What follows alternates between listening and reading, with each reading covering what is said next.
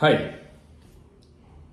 2024లో జగన్మోహన్ రెడ్డి గారు 175 why not 175 అని ఒక నినాదంతో వచ్చారు. సో మనందరికీ తెలుసు, ఈవెన్ మీ ఇంక్లూడింగ్ మీ, నేనేమనుకున్నానంటే ఎందుకు చేయకూడదు, we can go with that such confidence కదా అనిపించింది. బట్ రిజల్ట్ వచ్చిన తర్వాత మీ అందరికీ అర్థమైపోయింది వై నాట్ 175 ఎందుకు ఫెయిల్ అయింది. ఇంక్లూడింగ్ కడప ఆయనకు మెజారిటీ అనేది తగ్గిపోయింది. సో ఇక్కడ ఒక అన్నోన్ పర్సన్, ఒక అన్నోన్ పల్లెటూరు, నేను పల్లెటూరుకి వెళ్ళినప్పుడు ఒక అన్నోన్ పర్సన్ ఎలక్షన్ రిజల్ట్స్ రాక మునుపు ఒక స్టేట్మెంట్ ఇచ్చాడు. ఆ స్టేట్మెంట్ నేను చాలా నవ్వుకున్నాను. But after having lot of knowledge in politics, after having lot of things in politics, నాకు ఎంతో అనాలిసిస్ చేసిన తర్వాత కూడా అతని స్టేట్మెంటే కరెక్ట్ అవ్వడం జరిగింది. సో అతన్ని అడిగాను నేను, అతను అన్నాడు నాతో, జగన్మోహన్ రెడ్డి కూడా 30 నుంచి 40 వేల మెజారిటీ తగ్గిపోతుంది అని. ఈవీఎం ట్యాంపరింగ్స్ ఇవన్నీ పక్కన పెడితే, ఒక పల్లెటూరులో చెట్టు కింద కహానీలు చెప్పుకుని ఒక మనిషికి ఎలా తెలిసింది జగన్కి కూడా మెజారిటీ తగ్గుతుందని? Common sense. జగన్ ఏం నమ్మాడు, తను చేసిన పథకాలు మంచి, జనం గుర్తిస్తారు అనుకున్నాడు. కానీ జనం ఏం చూశారు, సోషల్ మీడియాలో వస్తున్న స్క్రాప్, ఒక గుడి రథం తగలపడిపోయింది జగన్ గారి హయాంలో. ఆ రథం తగలపడిపోయినప్పుడు రిలీజియన్ పైన దాడి, పవన్ కళ్యాణ్ గారి ప్రస్తావన వచ్చినప్పుడు కాపు కులంపై దాడి, రఘురామరాజు ఇన్సిడెంట్ జరిగినప్పుడు రాజుల కులంపై దాడి, చంద్రబాబు నాయుడు గారి జైల్లో పెట్టినప్పుడు కమ్మ వర్గంపై దాడి. ఇలా జనం ఇవే నమ్మారు. జనానికి ఎప్పుడు ఒక కాన్ఫ్లిక్ట్ నచ్చుతుంది, కాన్ఫ్లిక్ట్లో నుంచి పుట్టే ఒక రెజల్యూషన్ నచ్చుతుంది. సో ఈ కాన్ఫ్లిక్ట్ అనేది మనకు ప్రోగా ఉంటుందా, ఎదుటివాడికి ప్రోగా ఉంటుందా అనేది మన బిహేవియర్, మన క్యారెక్టరైజేషన్, మన డిజిగ్నేషన్, మన డిజైన్ ఆఫ్ ద సిచ్యువేషన్ బట్టి ఆధారపడి ఉంటుంది. సో ఈ మేనేజ్మెంట్లో చంద్రబాబు నాయుడు గారు సక్సీడెడ్ లైక్ ఎనీథింగ్. ఒక రథం తగలబడిపోయినప్పుడు ఏం చెప్పాలి, హిందూ మతంపై దాడి అని చెప్పాలి. అలా చెప్తేనే జనాలు భయపడతారు, ఆబ్వియస్లీ భయపడతారు. విజయవాడలో కృష్ణానది ఒడ్డున కుప్పలు తిప్పలుగా క్రిస్టియానిటీలకు మత మార్పిళ్లు జరుగుతున్నాయని చెప్పారు చంద్రబాబు నాయుడు గారు. అలా చెప్తే మనం ఒక ఇన్ఫీరియారిటీ కాంప్లెక్స్ గురవుతాం. ఎందుకంటే ఇతర మతాల దాడి వల్ల హిందూ మతం దెబ్బతినింది అనేది నిజం. Not now, in the past మన హిందూ మతం పైన చాలా దాడి జరిగింది. ఆబ్వియస్లీ మనం ఒక ఇన్ఫీరియారిటీ కాంప్లెక్స్ గురవుతాం. And when it comes to Pawan Kalyan గారిపై దాడి, కాపు నేస్తం డబ్బులు అక్కచెల్లమ్మలకు వేస్తున్నాను అనుకున్నాడు. కానీ Pawan Kalyan is representing Kapu community, why should we target Pawan Kalyan అనే ఒక లాజిక్ మిస్ అయిపోయారు జగన్మోహన్ రెడ్డి గారు.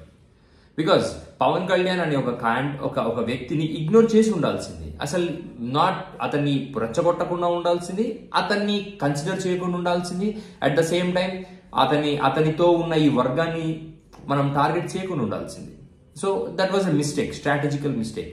And when it comes to Chandrababu Naidu గారు పదే ఒక సామాజిక వర్గం అనే పేరు ఎత్తడం అనేది, అది జగన్ గారు ఏమనుకున్నారంటే, నేను చేసే మంచిని కమ్మ సామాజిక వర్గం అర్థం చేసుకుంటారు, పేదవాళ్ళు అర్థం చేసుకుంటారు, మిడిల్ క్లాస్ అర్థం చేసుకుంటారు అనుకున్నారు. కానీ at the end of the day మనం పుట్టింది క్లాస్తో కాదు, క్యాస్ట్తో అనే విషయం జగన్మోహన్ రెడ్డి గారు మర్చిపోయారు. ఈయన ఏమైనా రాజా రామ్మోహన్ రాయ్ సడన్ గా వచ్చేంత మార్చేయడానికి? రాజా రామ్మోహన్ రాయ్, గురుజాడ అప్పారావు లాంటి వాళ్ళ మాటలు కూడా వినలేదు. జగన్మోహన్ రెడ్డి గారు ఎలా ఊహిస్తారు ఇలాంటివన్నీ జరిగిపోతాయని? క్లాస్ వార్ అన్నాడు. క్లాస్ వార్ అంటే దానికి అర్థం తెలియదు చాలా మందికి. జనాలకు కావాల్సింది క్యాస్ట్ వార్స్. సో ఇప్పుడు ఇదంతా ఎందుకు చెప్తున్నాను? సో జగన్మోహన్ రెడ్డి గారు స్ట్రాటజికల్లీ కొన్ని తప్పులు చేసేసారు, దానివల్ల గవర్నమెంట్ పడిపోయింది.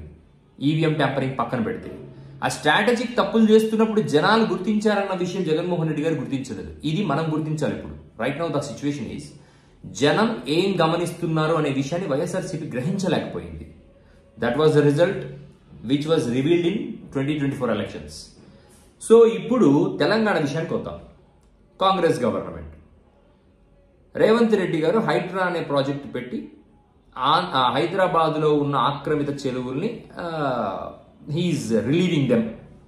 సో ఆ చుట్టుపక్కల ఉన్న ఎంక్రోచ్మెంట్స్, యాక్చువల్లీ అది ఎంక్రోచ్మెంట్స్ని పగలకొట్టి హైదరాబాద్ని మళ్ళీ చెరువులతో సస్యశ్యామలం చేయడం అనేది చాలా ఉన్నతమైన ఆలోచన. But how practical it is considering the amount of investment involved. దాంట్లో ఎంత ఇన్వెస్ట్మెంట్ ఇన్వాల్వ్ అయి ఉంది? ఒక బిల్డింగ్ పగలు కొట్టడానికి అయ్యే ఖర్చు చాలా తక్కువ. అట్ ద సేమ్ టైం ఒక బిల్డింగ్ ని ఆ చెరువును ఆక్రమించి కట్టడంలో కొన్ని 100,000 కోట్లు ఇన్వాల్వ్ అయి ఉంటుంది. పర్మిషన్ ఇస్తున్న గవర్నమెంట్ అధికారులు పాత గవర్నమెంట్ లో చేస్తున్న వాళ్ళందరినీ టార్గెట్ చేస్తూ పోతే ఎంతమందిని జైల్లో పెట్టాలి? అట్ ద సేమ్ టైం పగలకొట్టి అన్ని కన్స్ట్రక్షన్స్ పగలకొడితే ఎన్ని వేల కోట్ల నష్టం. దానిలో మధ్యతరగతి వాడు కూడా ఉండొచ్చు. ఏదో కళ్ళతో డబ్బులు పెట్టి ఈ లేక్ వ్యూ ప్రాజెక్ట్స్ అని చెప్పి ప్రమోట్ చేస్తున్నప్పుడు మనం ఆశపడతాం. లేక్ వ్యూ అనే దానికి ఆశపడతాం. ఆశపడినందుకు దాని ఖర్చు ఒక జీవితకాలపు సేవింగ్స్ అవ్వకూడదు. So there should be an additional thought process which should be involved in clearing these encroachments. So I'm not talking, నేను ఇక్కడ నాగార్జున గారి గురించి మాట్లాడట్లేదు. నాగార్జున గారి దగ్గర డబ్బు ఉంది, ఆయన తట్టుకుంటారు. At the same time what about if normal common buildings పగలగొట్టేస్తే? ఇప్పుడు నెక్స్ట్ ఏదో అమీన్పూర్ చెరువు, రకరకాల చెరువుల పేర్లు తీస్తా ఉన్నారు. ఓకే, అన్ని ఎంక్రోచ్మెంట్స్ క్లియర్ చేస్తారు, నాలాలన్నీ క్లియర్ గా పారుతాయి, చెరువుల్లో నీళ్లు ఫుల్ గా నిండుతాయి. హైదరాబాద్ లో వరద వచ్చినప్పుడు తగ్గుద్ది. వరద వచ్చినప్పుడు బురద రాకపోవచ్చు, కానీ రాజకీయంగా అంటే మరకను రేవంత్ రెడ్డి గారు ఏ స్టేజ్ లో కడుక్కుంటారు, ఎలా కడుక్కుంటారో ఐ డోంట్ అండర్స్టాండ్. సో నాకు తెలిసిన కొంతమంది నేను ఫ్రెండ్స్ తో డిస్కస్ చేస్తున్నప్పుడు నాకు ఒక విచిత్రమైన ఇన్సైట్ చెప్పాడు నాకు ఫ్రెండ్. ఏం చెప్పాడంటే, సో రేవంత్ రెడ్డి ఈ చెరువుని డెమాలిష్ చేయడం ఇవన్నీ ఆబ్వియస్లీ ఒక పొలిటికల్ పార్టీకి ఉన్న బ్యాకప్ వచ్చేసి వ్యాపారస్తులు, సినీ సెలబ్రిటీస్ అండ్ స్ట్రాటజిక్ ఇన్వెస్టర్స్, వీళ్ళందరినీ ఏదో రకంగా టార్గెట్ చేస్తే, పోనీ వాళ్ళని టార్గెట్ చేయకుండా మరెవరైనా వాళ్ళకి సంబంధించిన వాళ్ళని టార్గెట్ చేయడం వల్ల కాంగ్రెస్ ఉనికి దెబ్బతింటుంది. జనం చాలా సైలెంట్గా ఉంటారు.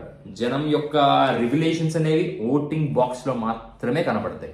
చెరువులన్నింటినీ రిలీవ్ చేస్తున్నాం అనుకుంటున్నారేమో, జనం మనసులో ఏముందో ఎరుగక చెరువుల్ని అన్నిటినీ కాపాడుతున్నామనే పేరుతో జనాల మనోభావాలను దెబ్బతీసే విధంగా ప్రవర్తిస్తే గవర్నమెంట్, జనం ఏం మాట్లాడరు. సోషల్ మీడియాలో వచ్చేదంతా నిజం కాదు, మీడియాలో వచ్చేది కూడా నిజం కాదు. జనం ఏమనుకుంటున్నారో అదే నిజం. కడుపు ఖాళీ, ఒకవేళ కడుపు ఖాళీ ఓటు వ్యతిరేకంగా పడితే కాంగ్రెస్ గవర్నమెంట్కి ఇదే లాస్ట్ టర్మ్ అవుతుంది. కాంగ్రెస్ పెద్దలకు ఎవరో నచ్చకపోతే వాళ్ళ మీద కక్ష తీర్చుకోవడం, ఇంత పెద్ద పార్టీ 130-140 ఏళ్ల చరిత్ర గల పార్టీ కక్షలు తీర్చుకునే ప్రయత్నం చేస్తూ పోతే finally Congress should pay a lot. Already Congress 10 సంవత్సరాలుగా పే చేస్తానే ఉంది. ఇంకా రాష్ట్రీయంగా కూడా పే చేయాలనుకుంటే it's Congress decision. And one more thing is, చెరువుల ఎంక్రోచ్మెంట్ తొలగించడం చాలా అవసరం. బట్ థింక్, అక్కడ ఎంతో మంది మేధావులు ఉన్నారు, బెటర్గా ఆలోచించండి.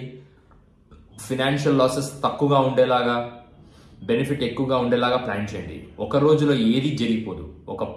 ఒక సంవత్సరం కూర్చొని మొత్తం బిల్డింగ్లనే పగలగొడితే, చెరువులను క్లియర్ చేస్తే ఏది జరిగిపోదు. జరగాల్సింది చాలా ఉంది. అన్నింటినీ జాగ్రత్తగా ప్లాన్ చేయాల్సిన అవసరం ఉంది. అండ్ నేను చెప్తున్నాను కదా మధ్యలో, my friend was telling that బీజేపీకి మన రేవంత్ రెడ్డి గారు చాలా క్లోజ్. సో కాంగ్రెస్ క్రెడిబిలిటీని తాకట్టు పెట్టి మరి కాంగ్రెస్ కి రావాల్సిన బెనిఫిట్స్ అన్నిటిని, అంటే ప్రజల్లో ఒక వ్యతిరేకత క్రియేట్ చేస్తున్నారు ఆయన, చేస్తూ బీజేపీకి సపోర్ట్ చేస్తున్నారు ఇండైరెక్ట్ గా. ఒకవేళ తెలంగాణలో కాంగ్రెస్ పడిపోతే ఆబ్వియస్లీ బీఆర్ఎస్ అంత స్ట్రాంగ్ గా లేదు. So BJP would be the next standing power. So బీజేపీకి సపోర్ట్ చేయడానికి ఈ దుర్మార్గమైన చర్యలు తీసుకుంటున్నారని ఆయన అన్నాడు. కానీ but I don't believe in this. ఒక సీఎం స్థాయిలో ఉన్న వ్యక్తి అలాంటి పనులు చేస్తారైతే నేనైతే అనుకోను. బట్ ఏదైనా జనంలో రకరకాల కామెంట్స్ వస్తున్నప్పుడు we have to be very much aware, awake and be responsible. ఒక సెలబ్రిటీని టార్గెట్ చేస్తే ఆ సెలబ్రిటీకి సంబంధించి సరపోని కొంతమంది వచ్చి మీడియాలో పొగిడినంత మాత్రాన మనం చేస్తున్నది కరెక్ట్ అయిపోదు.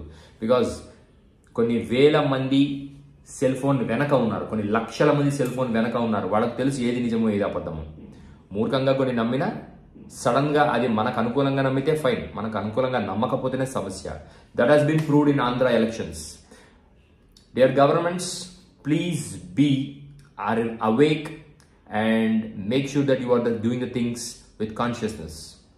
Thank you.